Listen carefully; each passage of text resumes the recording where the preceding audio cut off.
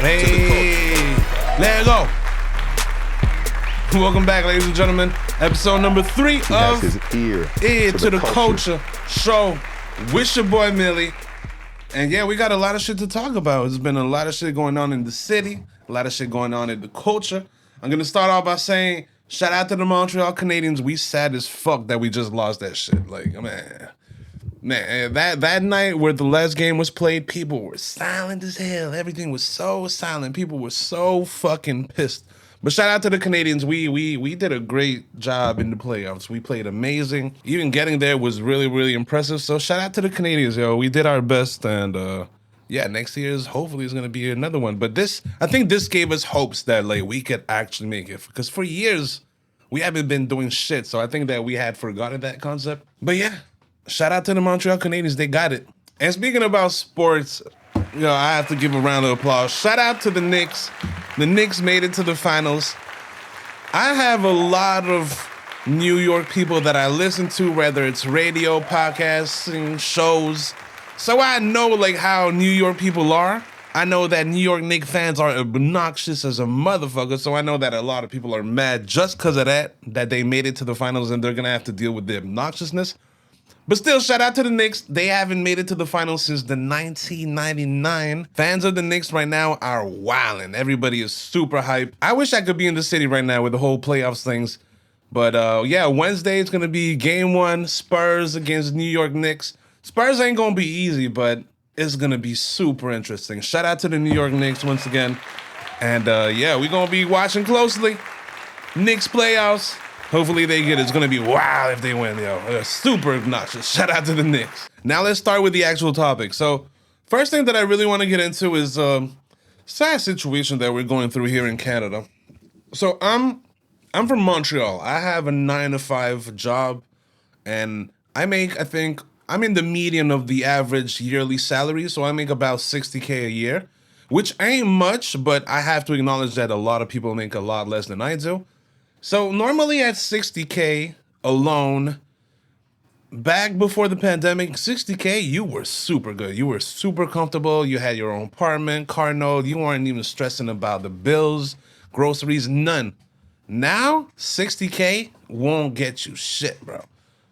I'm now a single father. I have 2 kids. One is 4, one is 2. So I'm still into like the diapers, fucking buying clothes every 6 months because they keep growing like a motherfucker. Shit is so expensive. So $60K, single father, having a car note, having an apartment, which rent currently makes no sense. I'm paying $1,700 for a 2-bedroom apartment. Makes no fucking sense. This shit should be around $1,400 max. But these motherfuckers are boosting prices of everything. Housing is unaffordable. Groceries are unaffordable. Impossible. Forget about it. I'm almost living paycheck by paycheck.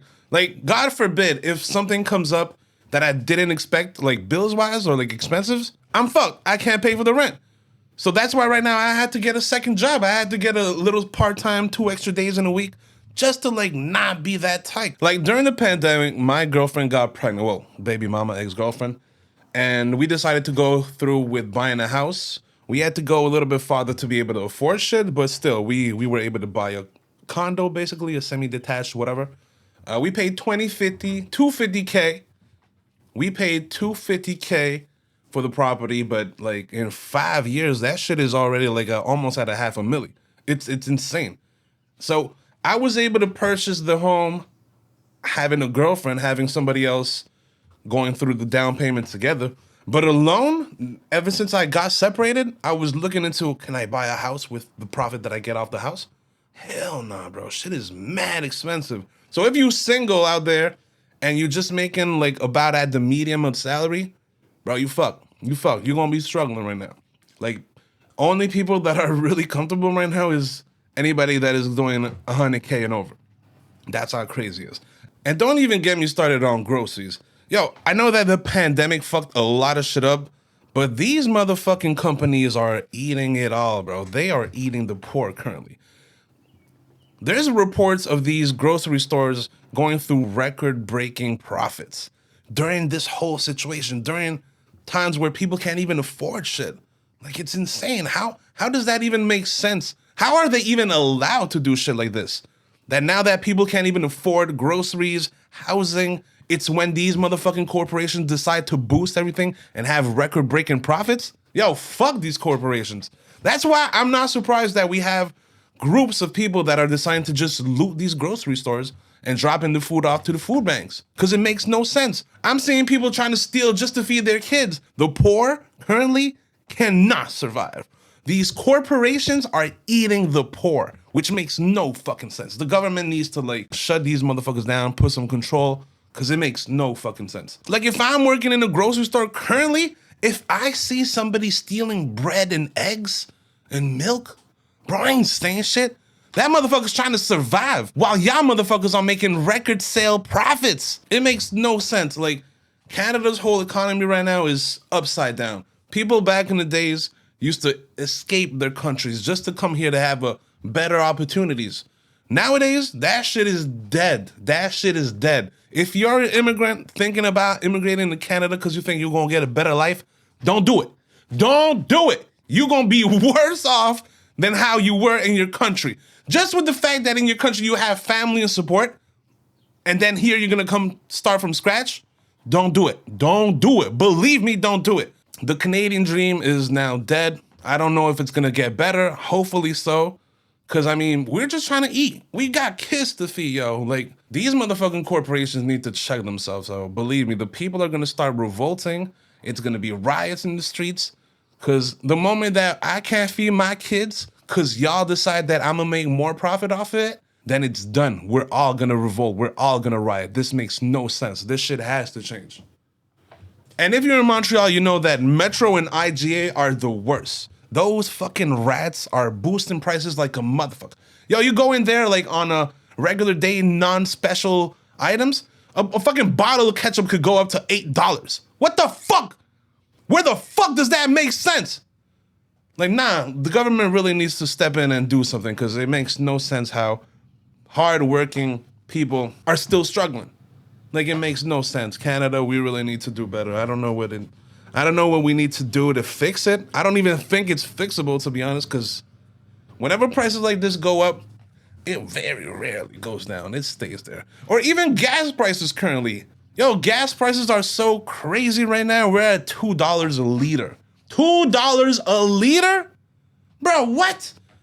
And they're all saying that it's because of the war that's currently going on. But then the Canadian government, they announced that, okay, you know what? We're going to cut a couple of taxes off, so y'all going to get about 10 to 50 cents off. Who the fuck has seen the 10 to 15 cents off currently? Gas prices have not changed. Everything seems the same. So that means that if they actually took off those taxes, then once again is these fucking corporations eating all of the profit. So see, currently society is upside down. Everything is all about profit, while the poor and the middle class struggle to eat, struggle to pay rent, struggle to go forward. Bro, this makes no sense, honestly. Like, Canada, we really need to do something about this because it's ridiculous. It's ridiculous. We shouldn't be struggling like this. And another topic that I need to talk about that is currently going on in the city. I'm pretty sure this is going on everywhere in the world right now, but I'm seeing a lot of crazy stuff going on with the youth. When I was 15 years old, of course, you saw people that sold drugs. Some people were gangbanging. Like, we used to see that shit. But what wasn't common is seeing 15-year-olds run around with guns and straps and Uzis and shit. Like, I know that some of the people that I grew up with were actually about it. I'm not talking about you. I'm talking about a regular ass average kids nowadays. Seems like they always got strapped, rocking around with guns. Home invasions are increasing like a motherfucker on the South Shore. Like, something is wrong with the youth. I don't know what it is. If it's the music that's influencing them, if it's the lack of leadership that is missing. But see, that's exactly what I want to touch on. When I grew up, I think I'm the last wave of generation where we had OGs. What I'm talking about when I say OGs is older people that would make sure that you're going in the right direction whenever you had problems. They were there to help you, there to guide you. Like, for example, I'm gonna give a big shout out to Mohamed Ali that grew up on my street on the B section in Brossard when I was a kid. Bro, Mohamed Ali is the perfect example. He was older than us, but always watching out for us, always making sure that we're making the right decisions, leading us. Or even I remember once we were at the park, I was about 8 years old, And these bully ass white kids, they came over and started fucking us up for absolutely nothing. And they pulled up, him, Jesse, Julian, they all pulled up and beat the shit out of them. They were always making sure that we were good. Maybe I'm just speaking for myself, but my generation, now that we're older, I don't see us playing the role of OGs anymore. I think that concept is slowly dying, but truly it's really, really important, especially for the youth. They're the future. Especially for these kids, like they're the future. We need to make sure that they're leading in the right direction, not only just to get out of this, but to actually live to be 30, live to be 40, live to be 50, live to see your kids, live to see your kids have kids. That shouldn't be lost. So I think that it's important for people that are older to like try to lead the youth, especially if you have the experience and you've been through crazy shit. Like for example, I went through a drug addiction for 7 years. I was popping every sorts of pill that you could find in the streets, just trying to cope from a trauma that I went through. But see, with that experience, I could try to lead the youth and not lead them in the same direction I did. Because let's be honest, society, rap, music, everything pushes drugs. It's inevitable. It's everywhere. As soon as you're a kid, you get exposed to it. But I think that if we're able to show the damage that it had caused during all those years, instead of glorifying the positives in the drug, which let's be real, the positive is just a high, the negatives are so much bigger than that. With that experience, we could show them to not make the same mistakes we did. I could show them what it caused. I could show them all the health problems that it caused me. I could show them how psychologically I'm still fucked up because about it. And believe me, that is not the direction y'all want to go. Like, I'm now trying to raise kids, but still dealing with the traumas that I've been through as a kid because of the stupid decisions that I made. So I really wish that more people, we wake up and we try to decide to really help the youth. But I do see some people from my generations that are doing it, but not enough. Like, I'm gonna give a big shout out also to Damon. He's now coaching the basketball team from the high school that we went through. He's super involved with these kids, bringing them to restaurants, to the movies, just basically making sure they have a positive influence around them. That is super important. Super shout out to you, Damon. I can't lie. You're motivating me to do the same, especially now that I see that the youth is struggling with everything that's going on in the world right now. I think we could do a better job, and the youth could definitely profit out of it. So shout out to everybody that is doing it big. Shout out to the kids. Shout out to the youth. Shout out to the OGs. Let's go. All right, let's get into a little bit of music. The Roots Picnic in Philadelphia, PA. So the Roots Picnics, for the people that don't know, it's a hip-hop festival organized by the one and only legendary hip-hop group, The Roots. It got started back in 2009, if I'm not mistaken. And it's a yearly thing in Philly, PA. I think they actually do it in a couple of other places nowadays. But it's a very, very important hip-hop festival. So this year, for example, headlining, we had Jay-Z with The Roots playing band in the background. Psh, bro, super fire. That is enough for me to spend all my money and go to the fucking festival. Secondly, headlining this motherfucker, we have the one and only legendary, the queen of neo soul, Erykah Badu, motherfuckers. God damn. Bro, if I could witness Erykah Badu one day, I'ma fucking cry. I already cried when I witnessed Lauryn Hill. Erykah Badu is everything that I'm missing right now. So if ever I get to see that, that'd be insane. After that, we still got Kehlani, Brandy, which is R&B royalty. To me, almost like the GOAT of this R&B female shit. T.I.P., Mariah the Scientist, Black Thought, Wale, Jermaine Dupri, De La Soul. It's a dream. It's a dream. It's beautiful. I really wish I could have attended, especially now that the videos are out. Bro, that Jay-Z headlining show, god damn. First of all, he pulled up with the afro. I barely recognized him first. But then when the Jay-Z show started, god damn, yo. Yo, he spit a freestyle where he's dissing Drake, because Drake sent some subliminals in the album. He's dissing Tory Lanez. He's dissing Nicki Minaj, dissing Dame Dash, a lot of people. But just to see him perform like that, and the hunger that he has when he's still spitting these freestyles, man, it feels so good to see. It feels so good to see, because hip-hop has always been a young man's game. There's always been that rule that as soon as you're old, we don't want to hear you anymore.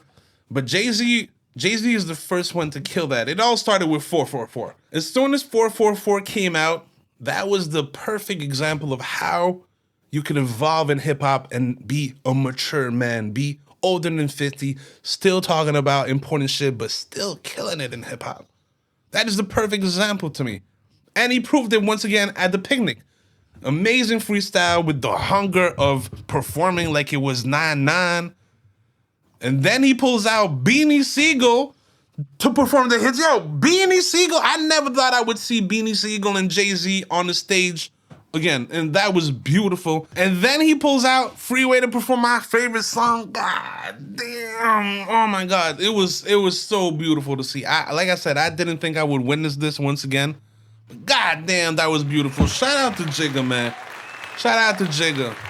Killing his stills. But wait, it ain't done. It ain't done. Hold on, I almost forgot. After Freeway and Beanie Siegel came out, yo, the one and only Young Guns. I never thought I would see Young Guns again. I thought Cat Williams killed the Young Guns.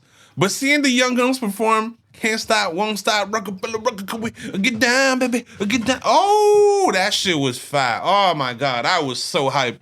I was so hyped. Made me so proud to love hip hop. Made me so proud to be a part of this culture. Shout out to Jigga. Shout out to the Roots Picnic. Shout out to the whole Roc-A-Fella. Is the Rock in the building? It was a legendary night, man. Shout out to the Roots Picnic, yo. Now, speaking about Jay-Z and Roc-A-Fella, man, I don't really want to touch on this because I still respect him as a mogul in the hip hop game. But Dame Dash needs to shut the fuck up, yo. Man, this guy is so delusional and obnoxious, yo. So I'm born in 92, which means that I witnessed the whole Roc-A-Fella peak, the Roc-A-Fella fall. Roc-A-Fella to me as a kid was everything. They had the best rappers, the best producers, a clothing line. Roc-A-Fella was a lifestyle. It wasn't just a label. It wasn't just a group. It wasn't just music. Roc-A-Fella was bigger than everything.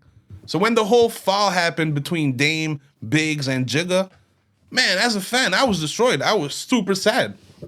Then stories came out about like Dame being a really hard ass and being super hard to deal with. And yes, you would see examples, you would hear stories and everything, but I would still give him that respect because he's still a mogul. But then recently when he started beefing with Cameron, oh man, that's when I knew, shit, I think Dame is the actual problem. Because Cameron has been loyal to a fault. Like, it's insane. So for Cameron to be like, you know what, fuck this motherfucker, and started dissing him, damn, it made me look at him in a different way. And now this fucking Jason Lee interview comes out. Bro, this motherfucker is so ignorant. He's so stuck in his old ways, that old mentality. Like, it's so sad to see a human not evolve psychologically. Like, let's say you knew somebody growing up at like in your teenage years, 15 to 20s, and then you grow up 30 years later, he's now almost 50, and you see him and he still has that same way of thinking.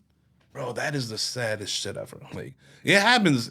Like, we see it all the time. There's people in our circles, the people that we grew up with, that we see, and we're like, damn, you still thinking this way? Like, damn, you still gangbanging? Or, damn, you're still chasing girls at the club? Like, bro, grow the fuck up.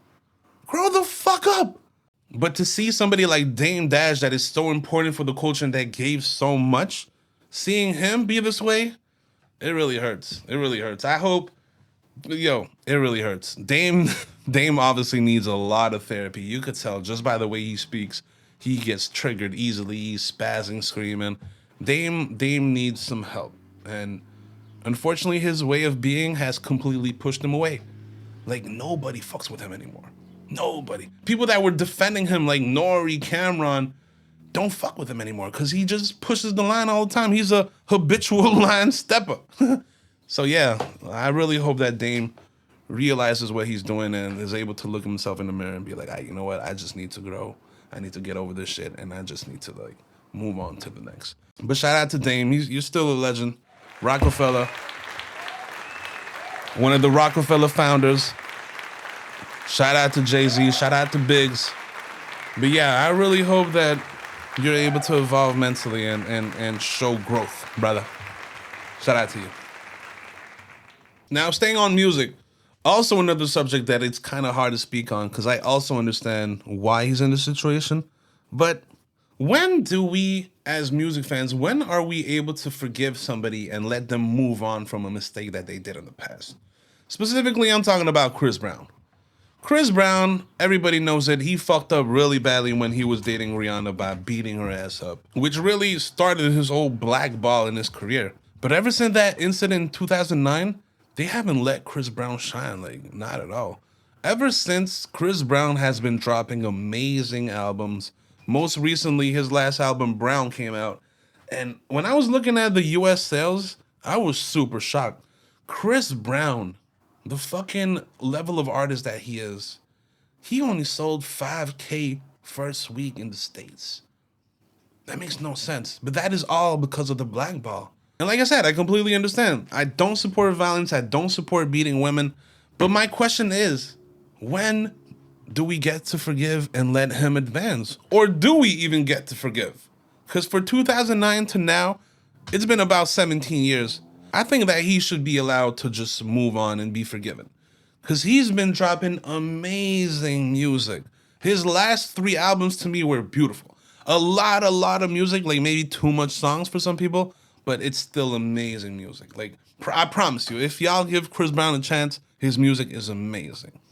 And what is also fucking me up is these websites fucking trashing him, but like completely unfairly. Obviously super biased. Like, for example, Pitchfork. Pitchfork, for people that don't know, it's a website. They used to be a magazine where they review music, everything like music and arts related. It used to be respected back in the days. I think that back in the whole, when I discovered Danny Brown, it was through Pitchfork. But now, this type of shit makes them lose all credibility. They gave 1.3 out of 10 to Chris Brown's last album. That makes no sense. Even the worst albums that I hate, I wouldn't even give a 1.3.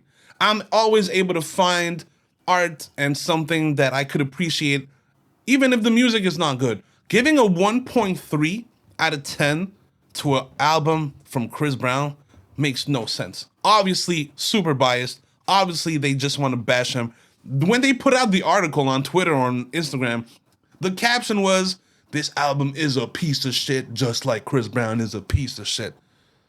Yo, y'all need to stop this biased bullshit. If y'all are gonna be a music website, y'all need to be unbiased. This makes you completely lose your credibility.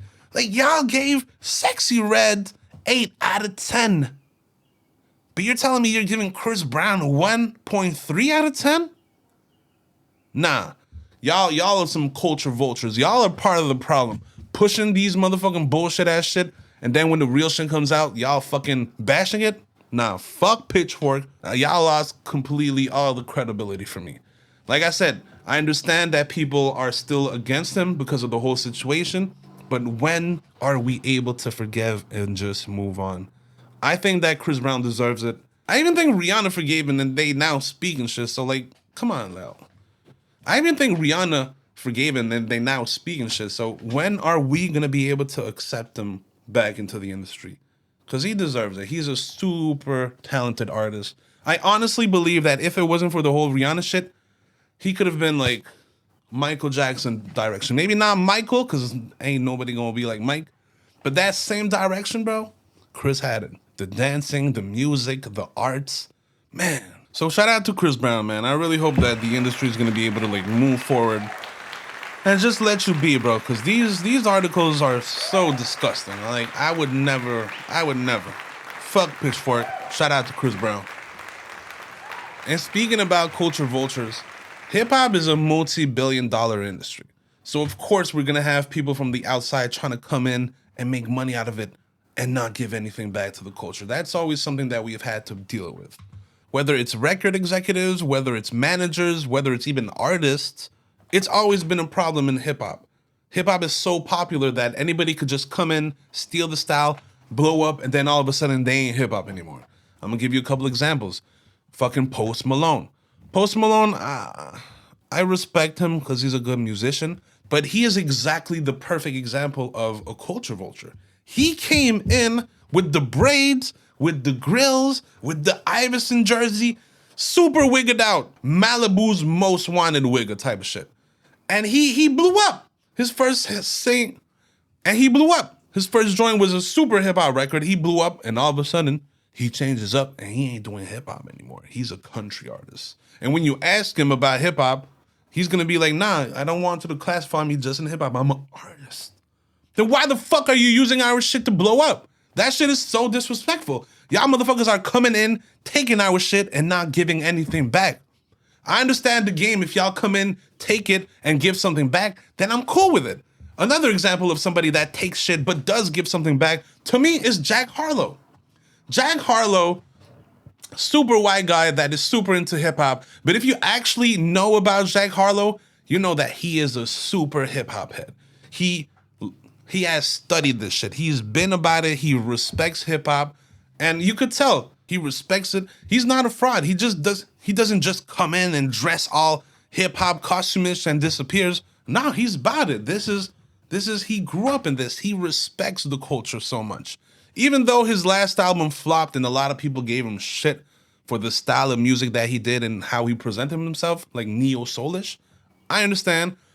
But I think that if people knew that he is actually legit, authentic, and not trying to rip off hip-hop and run away, I think people would have accepted that album a little bit more. Because I didn't see a problem with that album. I actually appreciated him trying to like discover new horizons and expanding. But I don't think hip hop was ready to see a white guy trying to do neo soul the way that he did it. Because it was very commonish. It was very like, I still love her type of shit. So I understand people that reacted that way.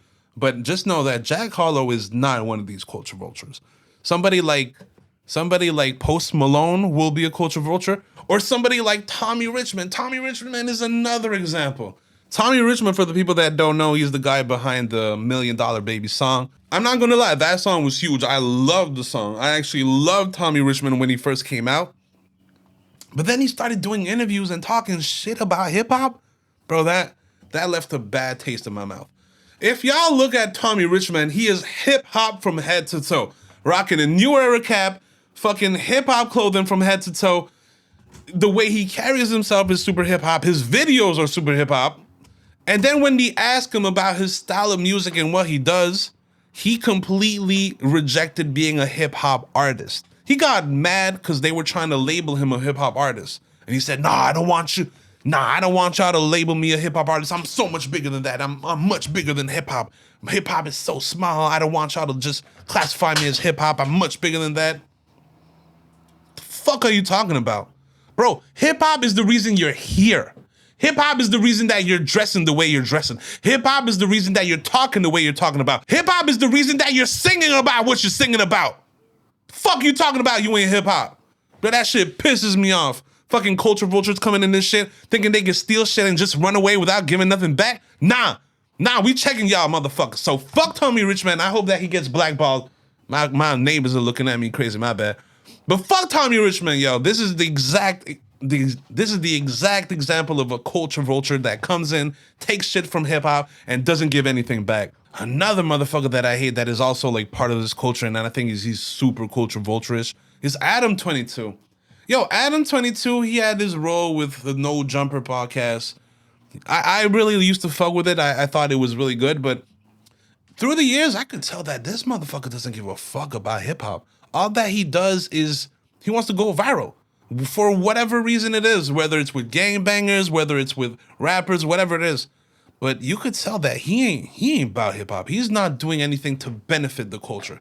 Nothing about what he's doing is coming out as positive for the culture. It's the complete opposite. It's all super negative, but it's all viral. It's all clip worthy. That's all that he's chasing. It's all views. So people like this need to be completely blown out the map. Another one that people think that he's a culture vulture, but I don't really think so, is DJ Vlad. People think that he's a culture vulture because he's doing interviews when he's asking all these incriminating questions. But asking incriminating questions does not make you a culture vulture. You can decide if you answer that question or not. He's not obligating you to do that. He's just doing his job. That's an interviewer. But to me, DJ Vlad is not a culture vulture. Adam 22 definitely is a culture vulture. Tommy Richmond definitely is a culture vulture. Leo Cohen is definitely a culture vulture.